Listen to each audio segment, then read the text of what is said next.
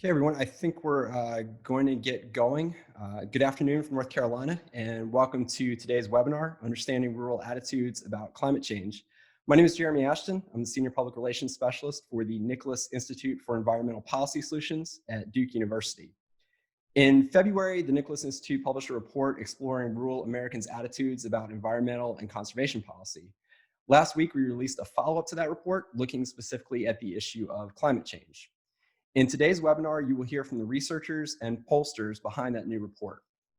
Before we get started, I want to give you a quick idea of what you can expect from this session. The first 40 to 45 minutes will consist of a presentation from our panelists. The remainder of the time will be dedicated to answering your questions. If this happens to be your first Zoom webinar, you should find a Q&A button at the bottom of your window where you can submit questions. Once you hit send, you likely will not see what you typed. Please rest assured that the panelists have received your question. We will answer as many as time allows. You should also see a chat button at the bottom of your screen. Please use that to communicate with us about any technical glitches. Again, this will only go to the panelists. Lastly, if you have to step out early or if you miss something, we are recording this session. It will be posted on the Nicholas Institute's YouTube channel as quickly as possible. Everyone who is registered will get an email with the link. So now it's my pleasure to welcome our panelists. I will introduce them in the order that they will be presenting. And I'll start with Robert Bonney. He is one of the co-authors of the report. Robert is an executive in residence here at the Nicholas Institute. Robert will provide an overview of the research and conclusions from the original study. Next up will be Emily Diamond, another of the report's co-authors. She is an assistant professor of communication studies at the University of Rhode Island. Emily will be discussing the big picture conclusions of the climate change report. After Emily, we will dig deeper into some of the data from the report with Jay Campbell. Jay is a partner with Hart Research Associates. He will discuss what climate messages worked with rural voters. Our final speaker will be Lori Weigel. Lori is principal at Colorado-based research firm Newbridge Strategy. She will talk about what the data show on polarization around climate change, as well as opportunities to reach agricultural and rural constituencies. And with that, I will turn it over to Robert to start our presentation. Great. Thanks, Jeremy. Great to be with everyone today. I'm going to go ahead and share my screen so everybody can see it.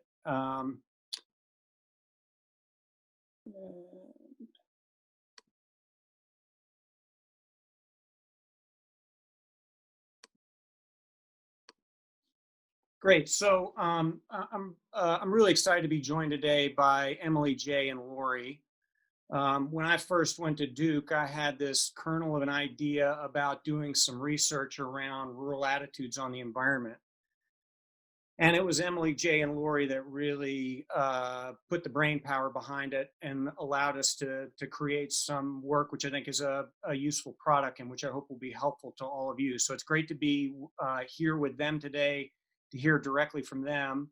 I'm going to start off by just talking a little bit to give a little context about the research, and then I want to talk about the major findings of the study we released in February, and then I want to hand it off to Emily to begin her presentation. I'll operate the slides from here, but we'll go through the speakers that way.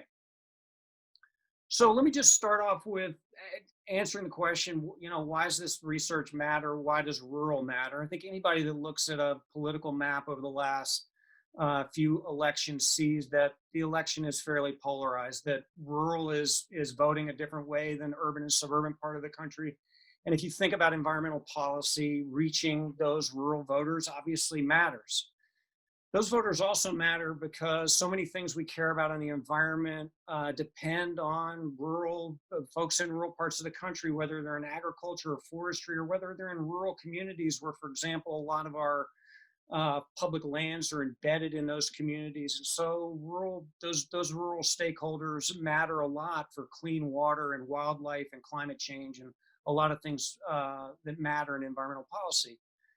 We also have a lot of agencies at the federal level, certainly, but at the state level as well, that are largely rural agencies. I worked at the U.S. Department of Agriculture. A lot of folks in the agencies are from rural parts of the country. And so understanding rural and the context and the communities that those agencies operate in is important. And lastly, politically, rural punches above its weight. We have this little thing in Washington, D.C. called the United States Senate. and it gives power to rural, but rural punches above its weight in other ways as well. And so rural, if you care about the environment, what rural voters think matters. So just very quickly, what we did, we started off with person-to-person focus groups in North Carolina. We did a series of focus groups in the West and in the Midwest. You'll hear some more about those. We did a national telephone survey where we oversampled rural voters so that we could understand better rural voters versus urban and suburban voters. We did an online poll in the Midwest on of rural voters as well as a focus group there. Lori's going to tell you a little bit about work we did in Wyoming around wildlife migration. And then we also did interviews of rural leaders across the country. We interviewed folks in agriculture, forestry, local government, African-American landowners, tribal governments, those types of things to understand maybe how their views might differ or clarify things that we saw in the other data. So I'm going to give you just a couple punchlines from the larger study about rural attitudes on the environment. We found again and again when we went into focus groups that we would begin the focus groups.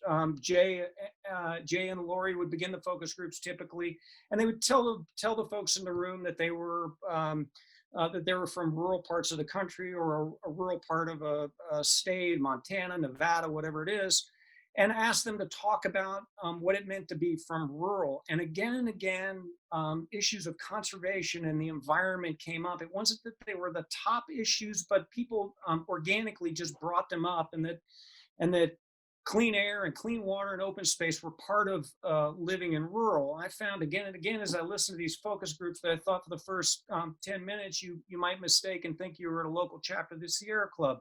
The way people were talking about the environment, there was a deep sense of stewardship. When we polled people, this is the slide you see, this is the result we got. We asked people how important are environmental and conservation issues to you personally, and you could basically see that there's very little difference across the urban-rural divide. Urban and suburban voters value the environment just about the same as rural voters. And if you correct for party, there's virtually no difference. If you think about the urban-rural divide, one thing that could be a cause of it is maybe rural voters see trade-offs, economic trade-offs that urban and suburban voters maybe don't see, maybe experience with environmental laws or other things create some differences in economic trade-offs. In both focus groups as well as in our poll, we found that really wasn't the case, that folks, again, talked about the importance of the environment for their local communities, for the economic well-being. And so when we asked in the poll, would you place protection of the environment above the economy, even if it meant curbing economic growth versus economic growth should be given priority, you'll see that rural voters give the environment preference. Where we did see a real cleavage was on attitudes towards the government. And when we asked folks about their preferred level of government oversight over the environment and conservation issues across political party, independent, Republican, Democrat, you see in rural parts of the country less interest in government oversight or less trust of the government, particularly the federal government. So you see that in this slide, and it's and as I say, it's across party. And if you look at specific, when you ask that question and then break it down by demographic groups, maybe young voters or voters with postgraduate education or voters who in the survey say the environment's really important, you again see the same thing across the urban-rural divide. It's as if there's a dampening effect across those voters around the role of government in environmental conservation and protection. So it's not a paradox for a lot of rural voters to think of themselves as being pro-environment, but also have concerns about the federal laws or environmental laws. We asked, for example, a lot of voters around issues around the Clean Water Act and the trade-offs between protecting clean water, but also maybe regulating agriculture and development and other things. And you'll see the responses here from two Western voters in our focus groups. pretty intelligent, whether you agree with the policy or not, like pretty intelligent responses, pretty sophisticated. But again, sort of a pattern of folks that consider themselves to be pro-environment, but have concerns about environmental regulation, environmental laws. And this is we found on the issue of climate that views towards the government are actually pretty good predictor of folks' view on whether or not the federal government should take action on climate change. And here you see a quote from one of our interviews with an agricultural leader in North Dakota, who basically says, yeah, look, climate change is happening, but a lot of folks in agriculture certainly are worried about the consequences associated with admitting that's the case.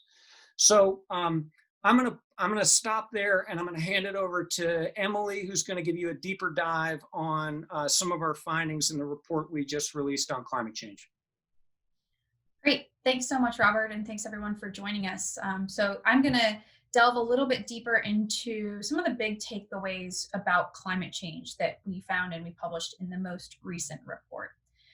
So the first big takeaway is that in the scheme of environmental issues in general, and now Robert made a really good point that there was a strong sense of environmental stewardship among the rural voters that we talked with, but in the scheme of all of the environmental issues, climate change is a low priority, the lowest priority. So you'll see here we asked in the poll, how important is each of these, how important is this issue to you personally? Addressing climate change got the least amount of support, although still over 50% of rural voters said that addressing climate change was important. But an interesting thing about this question is, or these results is that it shows that other climate-friendly activities, such as conserving farmland and rangelands, addressing losses of trees, restoring lands, rivers, streams, even increasing use of renewable energy, are popular among rural voters. And so it may be that we can still gain a lot of rural support for activities that address climate change. Next slide, Robert. Next slide.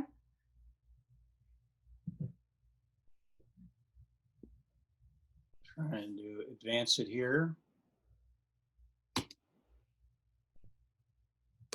There we go. Sorry about that. No problem. So along with addressing climate change be a fairly low priority, we also found that there's little consensus among rural voters on the causes of climate change. So they seem to be more skeptical about the causes of climate change than the US population as a whole, which is quite interesting.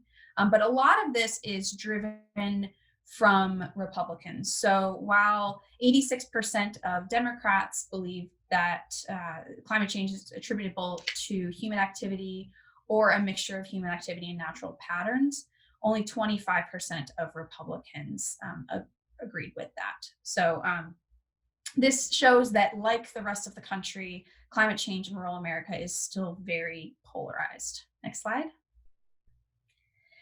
And adding on top of that, we found that partisanship, it actually informs people's perceptions of whether or not they have experienced climate change. So we found that Democrats are much more likely to think that climate change has already begun in their area than are Republicans. So you'll see here 46% of rural voters said that climate change has already begun or will begin it within a few years in their area. And that's 71% of rural Democrats, but only 25% of rural Republicans. Next slide. And we also found that beliefs about the importance of climate change also drive differences in perception of whether you've felt the impacts of climate change. So rural voters who believe that climate action is very important, those are those blue dots, they were actually more likely to report having perceived severe weather within their community already.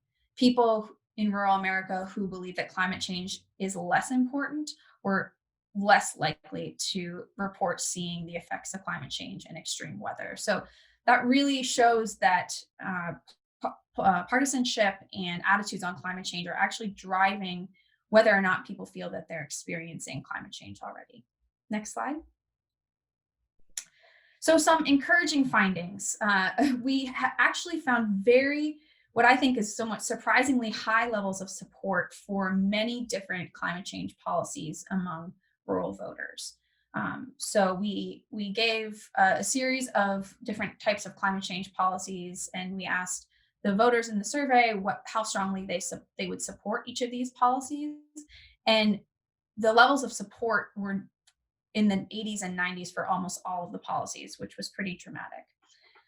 We found that there was very high level support, particularly for the types of policies that forefront rural communities, that really have provide financial incentives to rural communities or build up rural communities, either build up communities economically, create jobs in rural communities. We also found that more traditional climate change policies, such as carbon taxes, you'll see down at the bottom, even though it had the lowest level of support of the policies that we tested, it still received support from more than 3/4 of the rural voters that we talked to. So this shows that even though rural voters may be split in their level of concern about climate change, there's actually a lot of opportunity to find support for various different climate change policies. Next slide. And so our interviews and focus groups expanded on these findings a little bit and showed that, well, one of the most consistent things that we heard was a really strong need for policies that balance addressing environmental issues and addressing climate change with economic development. So we have two quotes here from two of our focus group participants who really made it clear that they would be in support of different climate change policies, but you cannot sacrifice rural economies with these policies.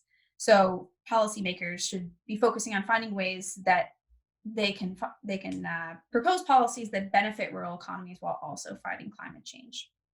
And then next slide.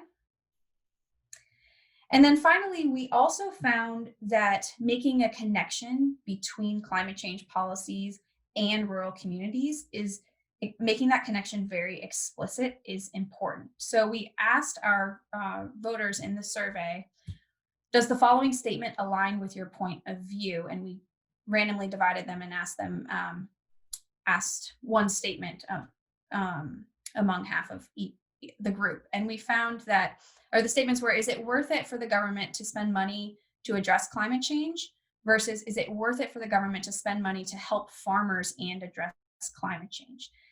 Overall, there was a lot more support, 84% compared to 63%, when you frame climate change policies as a way to help farmers.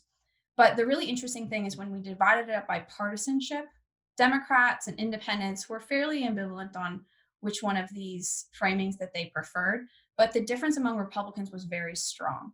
So if you're trying to gain support for climate change policies among Republican rural voters, emphasizing and making it very explicit the benefit to farmers and rural communities can make a really big difference here. And with that, I'm going to pass it off to Jay, who's going to talk to you in a little bit more detail about some of our findings. Thanks a lot, Emily. I'm going to talk specifically about messaging, and it follows a lot from the points that Emily just made in point of fact, and how to talk to rural residents and rural voters about climate issues specifically and environmental issues more generally. And a key part, obviously, of talking to people is who's doing the talking. We did a question in the National Rural Survey, which we also did in the qualitative research that preceded it as well, and just gave people a list of potential information sources and asked what they would be interested in, who they would be interested in hearing from, whose information they would trust. And the long and the short of it is people really want to hear from those who are in the thick of it. That's why you can see local farmers and ranchers come out on top here. 34% say that would be the group they would be most interested in hearing from. And in the qualitative research, they told us it's because these farmers are living with this every day. They have to contend with climate change. They have to contend with environmental considerations. and they have the experience in how to deal with whatever local environmental issues may be relevant in that particular area. So that was pretty important to be able to hear where farmers and ranchers come down on these kinds of issues. Just a little underneath that were biologists or scientists at universities. And the focus group respondents told us, look, these are highly knowledgeable people. They have the data. They're the ones who are doing the research. Thus, they very likely do know what they're talking about. And then to me, what was actually most interesting was how far up the list government agencies like Fish and Wildlife and the Forest Service came in this particular list. Robert sort of walked you through it initially, how there is a certain amount of skepticism about government regulation among rural voters when it comes to the environment, and yet still a lot of respect for certain particular agencies that the focus groups respondents told us have ample data, they have unbiased information, and it is within their best interest to kind of make good decisions when it comes to the environment, and thus they tend to be reliable in the type of information they provide, and that makes people interested in hearing from them. Next slide, please. So in that national survey, again, which was sort of focused on government regulation and oversight and conservation of the environment generally, as opposed to climate change specifically, we did test a handful of messages that attempted to make the case for why this kind of conservation and why government regulation is needed and is important. The words you see on the left-hand side are just sort of the titles we assigned to each of the messages we tested. Each one was substantially more in-depth, but just to run through them quickly, the idea that came out on top with 62% finding it very convincing was the idea that we have a moral responsibility to preserve America's heritage, to make sure that later generations can enjoy the outdoors and enjoy what the environment has to offer as much as current generations are. Coming just underneath that was a clean water message, essentially that natural areas are filters that that we need to conserve so that water supplies aren't further put at risk. Based on what we heard in the focus groups, we decided to put together a message related to the need for oversight of corporations in corporate America. The upshot of this message was that sometimes corporations, while many have the best of intentions, there's also a temptation to cut corners in order to save costs, and that we need to impose accountability upon corporations, and that government is best suited to do that. The message around livelihoods, we cited tourism, national parks, the outdoor economy, farming and ranching, and the fact that government protection ensures that all of these types of environment related or adjacent livelihoods can remain available in rural areas. We did have one climate change message that we tested two variations of, one talking about the need to address climate change from a public health perspective, the other talking about the need to address climate change from the perspective of the effect climate has on rural areas. They tested approximately the same, so we sort of put them together to have one climate change message. And then finally, a message around the rural way of life. So whereas the livelihood one was clearly economic, this one was much more cultural, and the idea that conservation is a staple of rural life, that rural residents hunt and fish and they live near their water source, and we need to conserve those areas or else that way of life will be threatened. And you can see, again, just based on the numbers here, how these fall out. If you could go to the next slide, what sort of tells the story a little bit better is when you look at how different partisan groups responded to these handful of messages. And again, we're showing the percentages here for each group who say that they find this to be a very convincing reason in favor of government regulation. Not surprisingly, Democrats find all of them to be quite compelling. There's still some differences among them for Democrats, particularly coming out on top were the moral responsibility message, the clean water and corporate oversight messages. But what you can also see is how there's the most sort of agreement around this idea of moral responsibility. A majority of Republicans, again, who do have the sort of most skepticism about government involvement here, still say that this is a very convincing reason, up to 2/3 of independents. And, we've tested this moral responsibility message. I have, Lori has, and other research. Every pollster that we know who does this work has tested some variation of this message. And we found that it always comes out on top pretty much when it comes to talking about the environment and climate. And it's important for people to get people onto the same page, because who's going to disagree with the idea that we need to preserve our natural areas for future generations? But I think something we've also found is that it doesn't tend to motivate much action the way some other messages do, which is why it's important to bring in some of these other points around clean water in particular. You can see has a strong reaction. Limiting corporations is compelling to both independents and definitely Democrats as well. Corporate oversight falls off a little bit, but still 44% of independents and 75% of Democrats find that to be convincing. But from a broad standpoint, when talking about environmental issues writ large, leading with this idea of we have a moral responsibility, and then following up with an appeal for clean water or the need to limit corporations is a pretty good way to approach it. Next slide, please. So now moving on to the Midwest online survey of rural voters. We put this to the focus group we did before that survey of Midwestern voters and asked what kind of reactions they had to people who are climate change activists and what kind of reactions they have to people who are climate change deniers.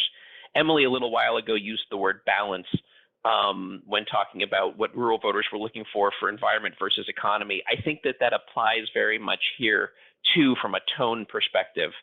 The types of things that they are looking for are what they would consider to be sort of common sense, which is an overused phrase. But when you're talking about Midwestern rural voters, actually is very much a part of the way they think in general, and it certainly applies to how they think about climate change as well. On the one hand, when you ask them their sort of top line feelings about climate activists, you get a sense that they feel that climate activists blow the problem out of proportion.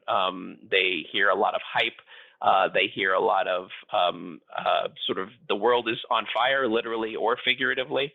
And it doesn't seem to them that it matches the scope of the problem as they believe it exists. On the other side of the coin, when you ask about people who deny that climate change is happening, the reaction is equally strong. They say that climate deniers are uninformed, are ignorant. I've heard the term, they put their head in the sand. They're looking for excuses to not take any action. It is as ridiculous to them to deny that climate change exists as it is to say that the world is on fire and we're going to all be dead in a number of years. As such, they are really kind of looking for a middle ground or a sensible or a common sense approach and a tone that sort of speaks to that. And that gets us into the messaging that we did in the Midwestern rural voters survey. We have 3 messages we'd like to walk through. On the next slide is the first one. And again, we developed these for the survey based on the types of comments we heard in the focus groups. Here, this was the full text that we tested out in both pieces of research. And the upshot here is we titled this message, "Something is happening and we need to do something." We acknowledge that it's a complicated and difficult problem of which there are differences of opinions. People told us they liked the acknowledgement of difference of opinion. It doesn't seem to be dismissive of those who are a little bit more skeptical, the way some messaging they hear is. We say whatever it is, something has changed. People told us that winters are longer, that there's more flooding than there used to be when they were kids. They don't know if it's because of climate change, but they know something's going on. We go on to say that there's not going to be any one solution or one action to fix climate change. That's the type of honesty that people appreciate. They're very skeptical of the idea of a silver bullet for such a big and complicated issue. And then we sort of,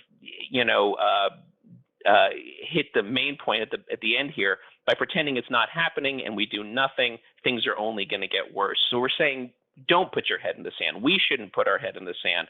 We shouldn't let things get worse. We should at least try to fix this problem. So this was among the most convincing messages we tested.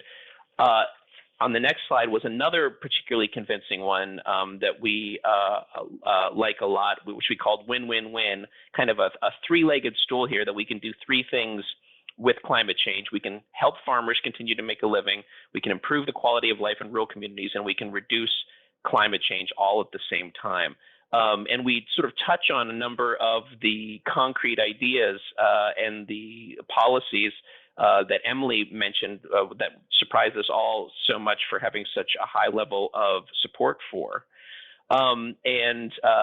This message actually sort of fits very well with those policies that many of which had specific farming aspects to them.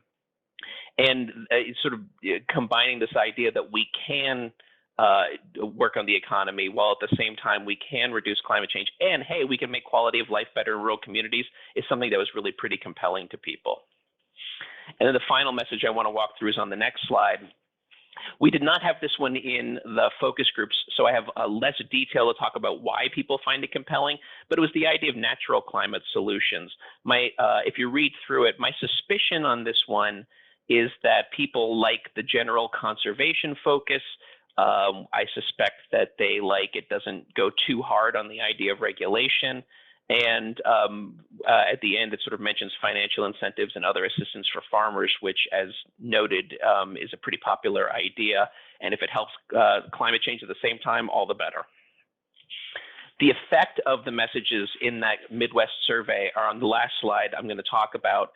Before we went through the message battery, you can see on the left-hand side, we asked people how important it is for the United States to take action to reduce climate change. Among these Midwestern rural voters, just under 60% said it was important, either very or pretty important. Only 24% said it wasn't important. By the end of the survey, after reading through all those messages, that important number jumped up to 66%, and the not important number fell to 19.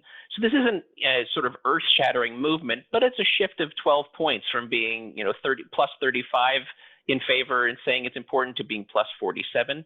That is reasonable movement. It's encouraging movement, and it's especially encouraging. We're not showing this on the slide, but those groups that tended to move most were women, particularly women under the age of 50, women who don't have college degrees, and the group that moved more than any other was actually Republican women, who went from saying climate change was not important by 4 percentage points, a 4 percentage point margin on the negative side, to a 22% margin, the 22-point margin on the positive side, saying it is important. So we sort of were able to reach people with these messages we tested. And I think that despite the sort of partisan division that Robert walked through at the beginning, it's important and compelling to know that we can kind of reach people where they are in rural areas, and particularly Republicans and particularly Republican women. With that, I'm going to pass it over to my favorite Republican woman, which is Lori Weigel. You, Jay. So we didn't have time in this work to focus in on natural climate solutions, but I have in some other work. And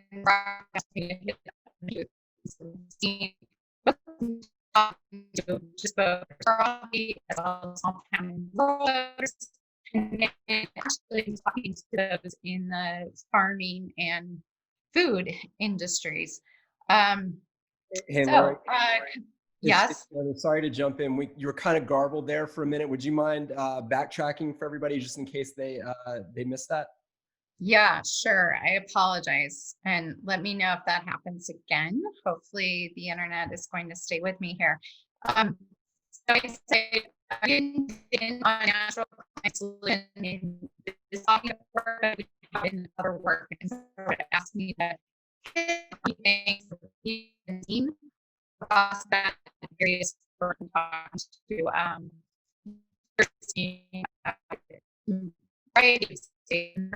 Midwest.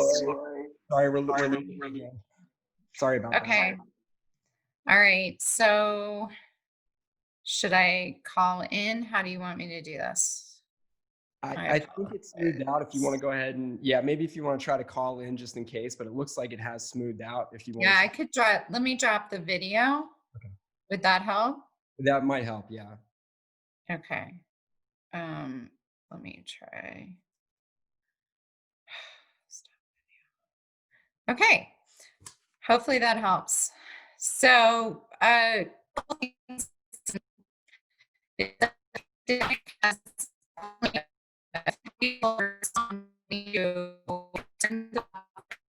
Lori, sorry, we're still losing you. dang it. Well, it was working fine before. Yeah, it seems to only be when you're actually providing the main message of the presentation. Well, that's the grand irony here. So let me see. I'll try and call in Okay. if I can find where to do that. I apologize.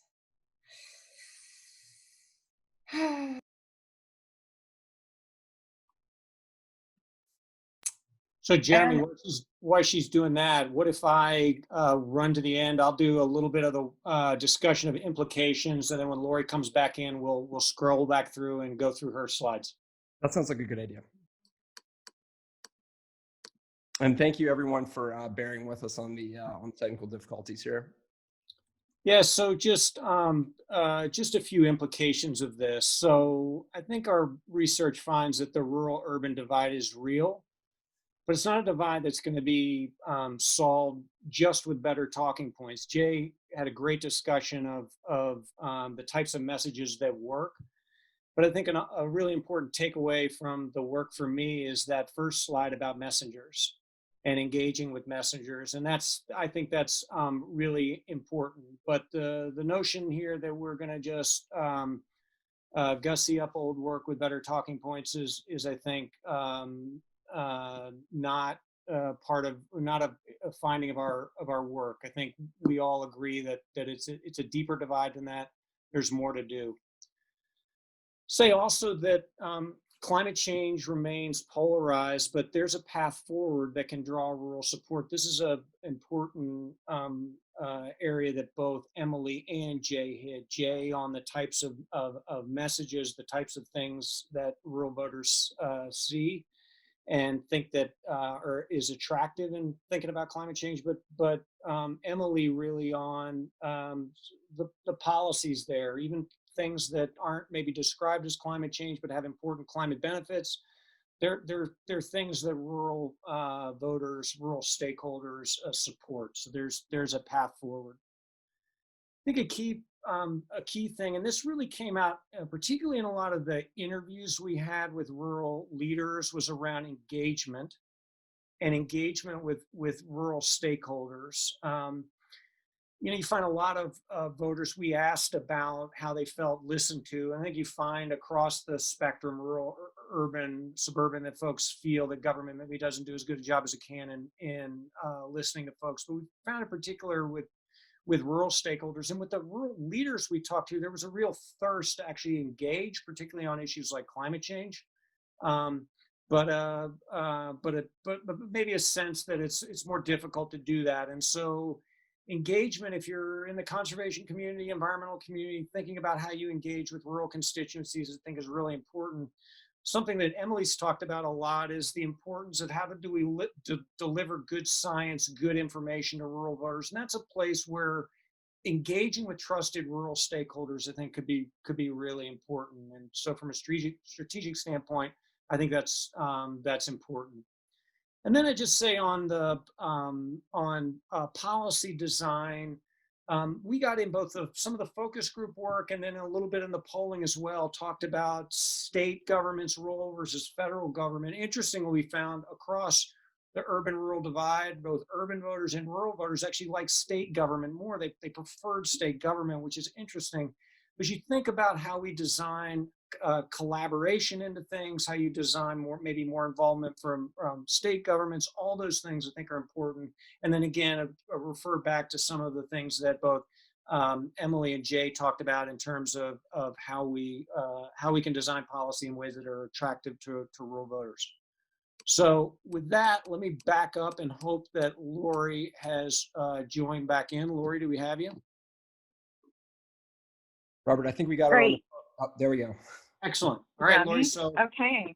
I'll do the best Apologies. I can getting through your slides. So just tell me when to go.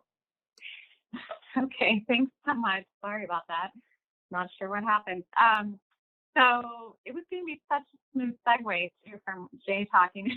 So I was trying to say that we've done a separate body of work on natural climate solutions, not specifically in relation to this, but in terms of talking to, again, small town and rural voters, but also voters nationally, especially in the Midwest, and then specifically those in farming. We found a couple of things that stand out. First of all, we wanted to see during all of these weird times we're living in, has the pandemic affected how people are responding? And in one specific way on climate change, we really have seen a big impact, and that's in terms of the sort of highlighting the fact that the farm economy is even more tenuous today. Many times farmers and those in the food industries will tell us, well, it's been that way for some time. We've seen, especially in the Midwest, flooding, big rain events that have affected planting, obviously some impacts from trade policy, but this massive disruption that was experienced really made things pretty difficult. And I will say some of the most depressing interviews I've done in quite some time were with Midwestern farmers in March and April, when things were pretty tenuous for many of them. And when we've tested, the number of farm failures nationally, which is fairly significant over the past few years, that stands out for many voters, and they don't even have to be in a rural area.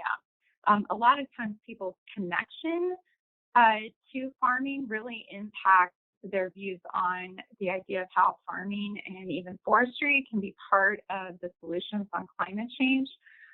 But overall, as we saw, they tend to trust farmers as communicators about these issues, about issues affecting water and soil health and on our food supply, and therefore on climate change. And so there's a great deal of connection there and empathy, and especially those who either grew up or have some family in farming, that really stands out.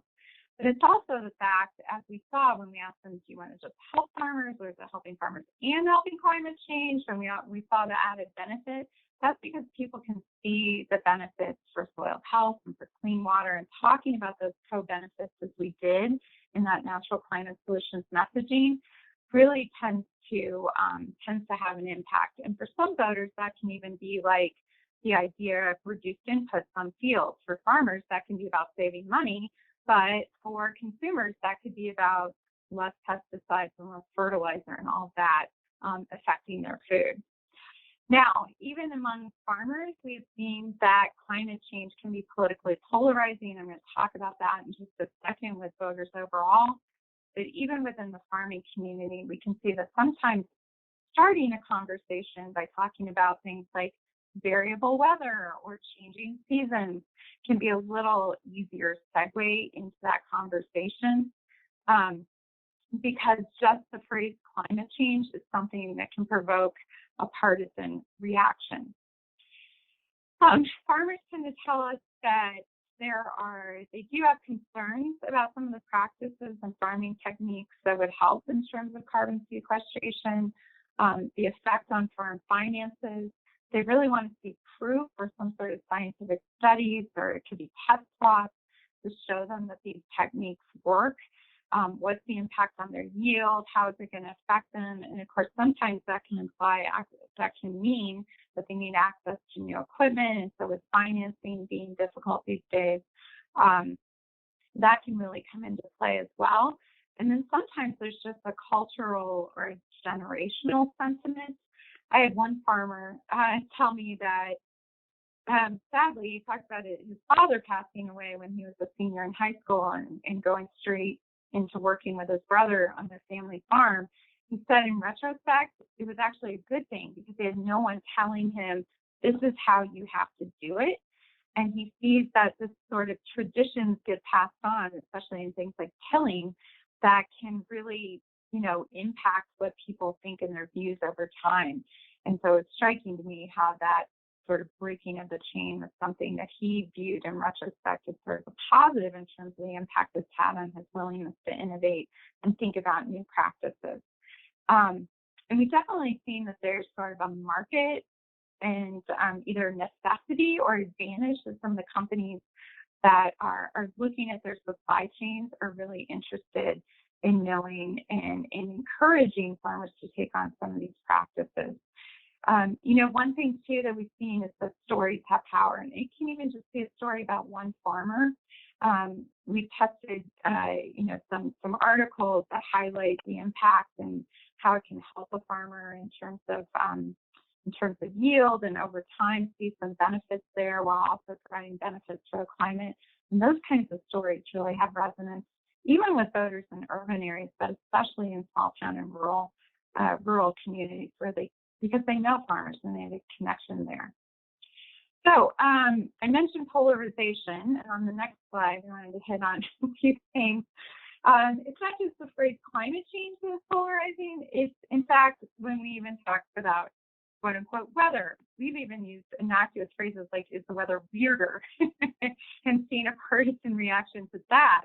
But especially when we talk about increased hurricanes and floods or droughts or higher temperatures or wildfires, as Jay noted, some of this is just seen as doom and gloom and too dramatic. And that is particularly so along partisan lines. You can see the difference between rural voters overall and urban and suburban voters. Those urban and suburban voters are more likely to say that they're experiencing those weather changes. But even within those communities, you can see the dramatic distinctions based on party, and those Republicans in rural areas being fairly similar to those in urban and suburban voters. So it doesn't mean that being sort of quote unquote out on the land changes your views and perceptions of those events. Similarly, on the next slide, you can see that few voters overall are really thinking that climate change directly affects their community. And, this can vary. I've done focus groups in South Florida. We will see some different perceptions, even some people attributing things that are not related to climate change because they believe so passionately that the climate is affecting their local community. But we do see that, especially in the Midwest and the Great Plains, those are areas of the country where fewer voters are telling us that climate change is affecting their region, their community directly, and that's true in rural areas especially. Robert mentioned before, and I just want to touch on how climate change can enter into one particular issue. And on the next slide, just to touch on what we did on big game migration.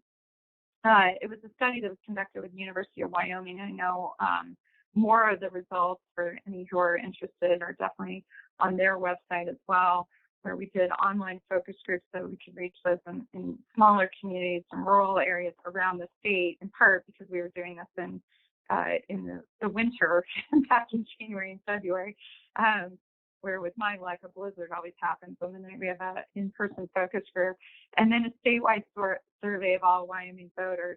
And we definitely saw that wildlife are seen not just as important to them personally, and that they enjoy seeing them, and even migrating wildlife, seeing them come through across their land or in their communities, but economically they're perceived as important for the state overall and for rural economies specifically. And there was very strong support for a number of different techniques, practices, and policies that would provide protection for migrating wildlife, especially overpasses and underpasses. That was pretty well known. It also provides safety for motorists, and many of them had personal experiences or family who had experienced accidents or seen accidents from collisions with wildlife. There was support for wildlife-friendly fencing and even limits on drilling, which is pretty striking during migratory seasons, of course, in Wyoming, because Wyoming is so energy reliant in terms of their economy. That said, one of our big challenges was the strong sense that wildlife are adaptable and can just sort of, deal with climate change, deal with a drilling site going up in sort of typical migratory areas or corridors. And, that was a pretty big challenge. Another challenge, as you can see on the next slide, one of the main reasons that we wanted to talk about it and that some of this is needed is climate change. But it was far less likely to be seen as a major or minor threat overall than any of the others. It was the one that was most likely to be dismissed. In fact, 2 in 5 Wyoming voters simply said that climate change was not really a problem and not a threat to migrating wildlife, versus even, less than said oil and gas drilling in migration areas. And notably, that was by far the most politically polarizing issue. On the next slide, we saw that only 14% of Republicans in the state told us that they saw that as a major threat, compared to 77% of Democrats. And it was about a third of the independent unaffiliated voters in the state, who do tend to be somewhat more conservative ideologically than the independent voters nationally. But it was really one of the precepts of the idea of why we need to be helpful in terms of migration corridors. Yet it was one of the most easily dismissed, especially along party lines. And therefore, a lot of our communications and messaging needed to focus on other aspects rather than climate change in order to be successful. So, apologies for the technical difficulties there. I'm not sure who I'm passing it to now. I think maybe back to Robert to talk about, or to Jeremy to talk about questions. So I'm gonna stop sharing my screen. We've gone through the implications. Why don't, Jeremy, we open it up for questions? Yeah, sure thing. And we got a lot of good ones. I'm actually going to start with a comment that we got and turn it around into a question, because I thought this was pretty interesting. So the person who sent this to us said that the USDA regional climate hubs have been extremely helpful to provide guidance on messaging about climate change topics. And I'm curious for the group, what agencies or organizations do you see are doing a particularly effective job on this? So this is Robert. I'll jump in, and first let me state my bias, which was at USDA when we established the climate hubs, and they were established in part to provide good information. And I think I almost answered this question by referring to something I mentioned earlier, and Emily might chime in here, which is this gap that we found in a real hunger for people that want information from scientists. It was on Jay's slide, the interest in biologists or government experts or other folks, and a gap between folks where, when we asked them in focus groups, did they have access to that? They often found that they didn't, and didn't know where to get information. And so while I think there are opportunities and things like the hubs to provide good information, I think this is actually a gap. And as we think about policy, an important one. But Emily, you may have other things you want to add, and Jay as well, or Lori. Yeah, so we heard about this a lot in our focus groups and also our interviews.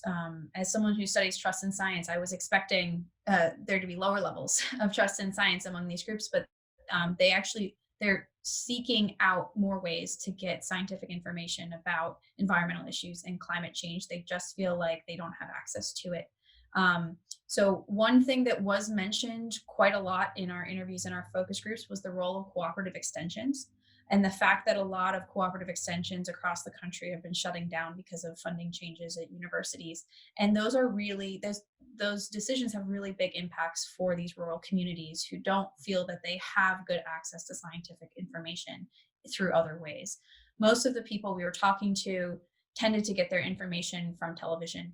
A lot of times it was, whatever news channel you were watching is where you got all your scientific information, which I think a lot of us can agree that maybe that's not always it's not straight from the horse's mouth, which would be a lot better. So I think one policy recommendation we have is trying to find ways to channel more scientific information about environmental issues in a way that is accessible to people in rural communities and also relatable to what their needs are and what their questions are.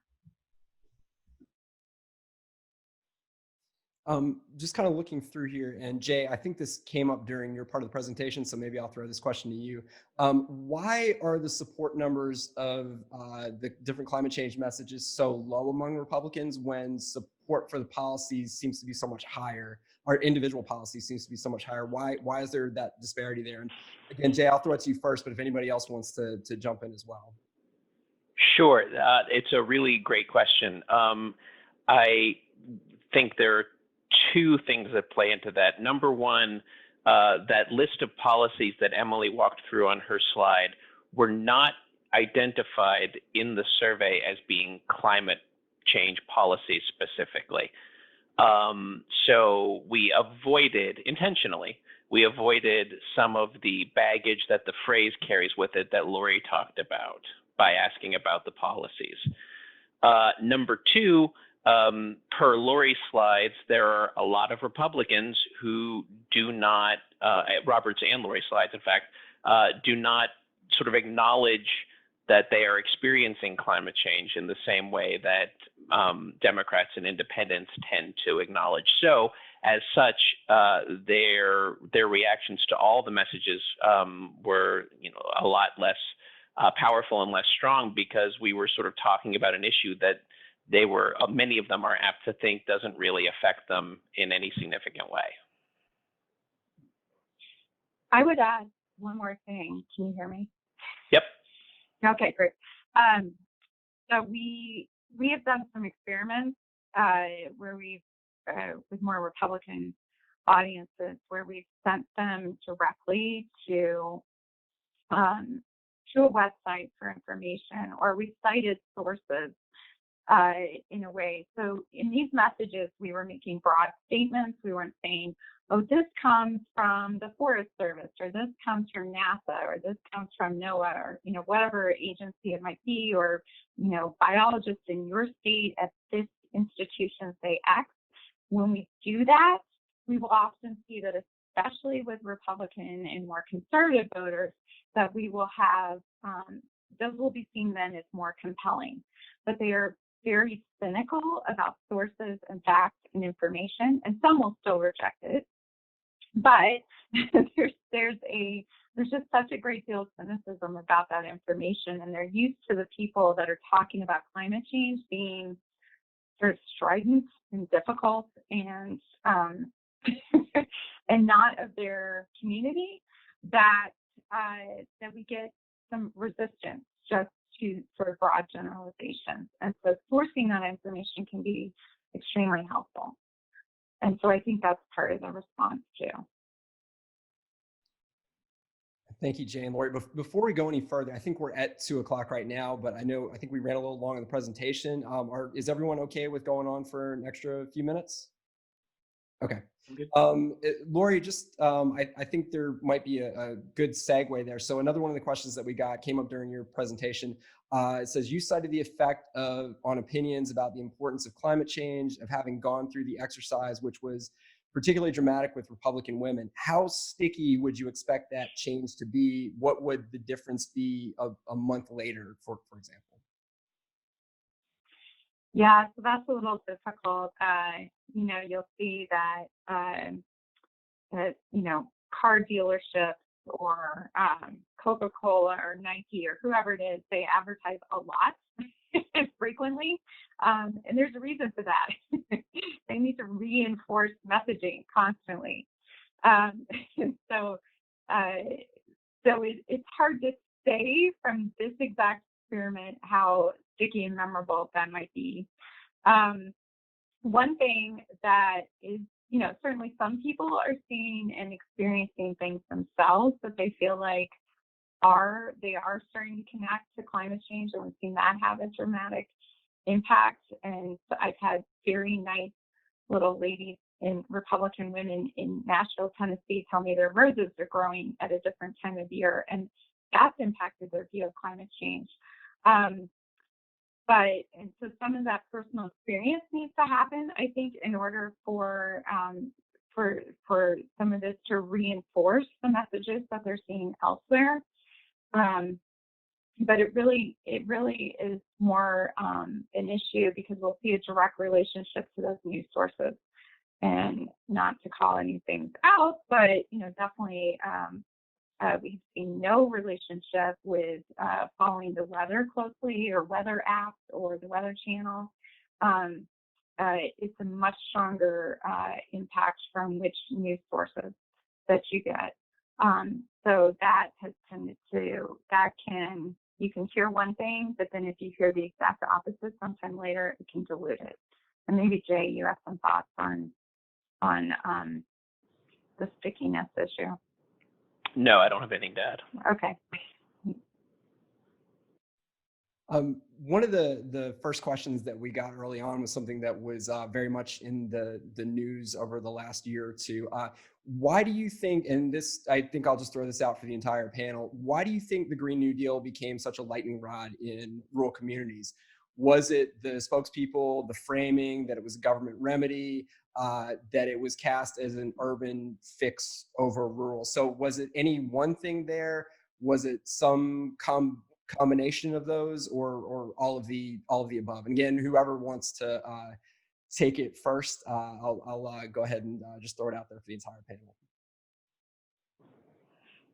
I can start. I've done some work on attitudes about Green New Deal, and first of all, I don't think it was solely a lightning rod in rural communities. I think it was a lightning rod pretty well across the board, and I think that all of the things you just listed, Jeremy, that were in the question do play a role.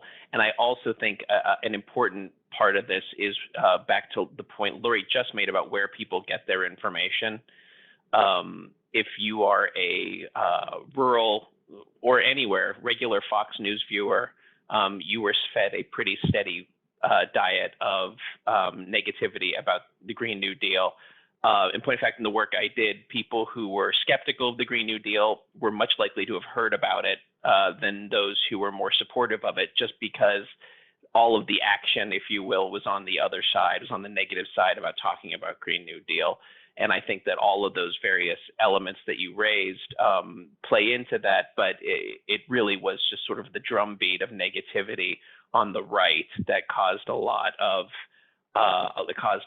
people to go pretty negative on it. And there was one question in the chat asking what the partisan breakdown was in rural areas, and I answered it in there. But the answer is it's very Republican. It's much more Republican than the country as a whole, and much more likely to be viewers of Fox News than the country as a whole. And so that all sort of builds up into a pretty strong negative reaction to something as big and as significant as Green New Deal.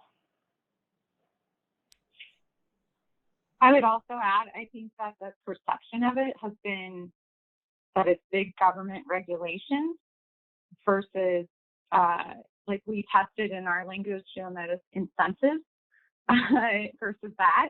And so that contrast provides just sort of the perfect, perfect dynamic of what to say and what not to say in terms of how to position any climate change solutions.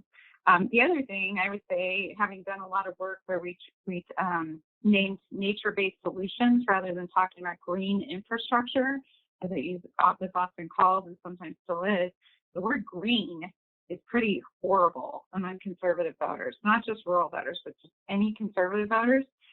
People would tell us that they felt like they were being sold something, they were being marketed to, and it wasn't necessarily they thought Green Party or something really liberal necessarily. It was just much more that they were being sold something that, wasn't as good. And so I think I would never put the word green in a name for anything that I was trying to cut across partisan lines for the environment, because it just reinforced all their sort of tree hugger connotations and just doesn't work nearly as well. You'll notice like nature-based solution is part of it. It sounds proactive. It sounds like you're going to do something. And government, as someone heading our government often talks about, is seen as quote unquote do nothing. for those more conservative voters. So it provides sort of a foil to that. So I think it just played in both in the name and then, of course, in the coverage of all sorts of negative stereotypes people have about government trying to come in and fix something versus providing incentives for the marketplace and for individuals and farmers and all those people to do something that's going to benefit all of us. I'll just add one thing really quick. I think what Jay and Lori said hits the nail on the head. But I would also say that when we did our interviews and our focus groups, we heard from a lot of people, a lot of rural voters, that they just did not at all feel involved in the policymaking process, especially the environmental policymaking process. They felt very strongly that environmental policies are done to them, not with them. And the Green New Deal as a bundled policy has a lot of opportunities to engage and provide benefits to rural communities. But I think that the design of it and as particularly the communication of it has not focused on what the benefits of this kind of policy might be for people that are living in rural communities. Per the great question, I think it has been seen by people in rural areas as a coastal urban elite kind of designed policy, and with the benefits staying in those areas. And so there's both a policy design and policy communication implications for how we can make people in rural areas feel more like they're a part of the design and the implementation of these climate change policies. I think we've run a little bit past here, but I did want to get one more question in real quick. And Jay and Lori, I want to direct this one at you as well. If you are advising clients on how to engage rural voters on climate change, what would be your strongest recommendations? And if, again, we're kind of running a little late here, but if just one or two kind of key things that you would recommend to your clients. Go ahead, Lori. Okay, put me on the spot first. Well, my clients are a lot easier to talk to about this than yours are, so you go ahead. Well, I would talk about it in terms of the opportunities, especially given where we are economically right now.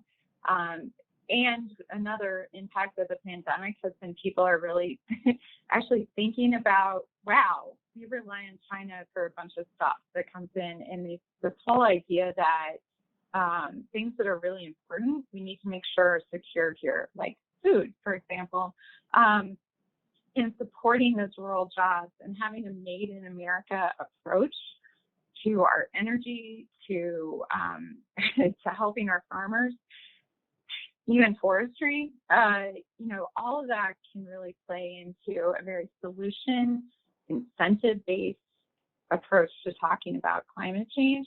I would also always talk about the co-benefits. We have definitely seen a difference if we just focus in on climate change and divorce it from all the other things that typically benefit from the policies that help climate change. When we're talking about clean water and clean air, water is one of the least partisan issues that we ever talk about. Even soil health, if you're talking to farmers, those aren't partisan, those aren't disruptive. Those are really things that are going to help them and help their communities and create jobs and have so many other benefits that climate change is part of it, but it's just a side part of it. It's not, it's all of those things that impact them. I would add two things. Number one, I would say it's important to acknowledge the complexity of the issue, especially if we're talking about climate change. People have questions about it, even people who are not outright deniers, who are just really legitimately not sure what's going on. And to be told definitively that this is happening, even though we know it is, it's the truth, unfortunately, but the way you sort of present it makes a lot of people feel like they're being patronized or spoken down to. And I think that is especially true in rural areas. I think that rural residents are particularly sensitive to that when it's coming from non-rural voices. And secondly, and this I think gets back to the point Emily made a few moments ago, I think it's important to acknowledge that people in rural areas are closer to nature and closer to the environment than those who live in cities. They view themselves that way. We actually spent a lot of time in the focus groups talking about that and how they are a part of nature and that it's a part of their lives. And as such, they have a particular perspective on it. And so to, sort of check that box and acknowledge that vocally to them, I think does bring them in to the process in a way that maybe they do not feel they're brought in right now. Robert and Emily, was there anything you wanted to add quickly? No, I've just, if you didn't know before this webinar that the brain power sits in Emily, Jay, and Lori on all this stuff, you've learned it now. And just really pleased if everybody could join us today, and particularly those three. And I think this is all going to be posted before too long, right, Jeremy? So folks want to, or if you're a real glutton for punishment, want to watch it again. But more importantly, if you want to share it with folks, you would be able to do that. Yeah, and just real quick to wrap up, along the lines of what Robert said, we will be posting this on our YouTube channel as quickly as possible. And once that's up and ready to go, we will email everybody who registered for the session. So with that, I think we're going to wrap up. Thank you again to Robert, Emily, Jay, and Lori for all your time and sharing all your insights. And thank you to everyone who attended today. We really appreciate it. And again, we'll get that recording link out to you as soon as possible. Thank you.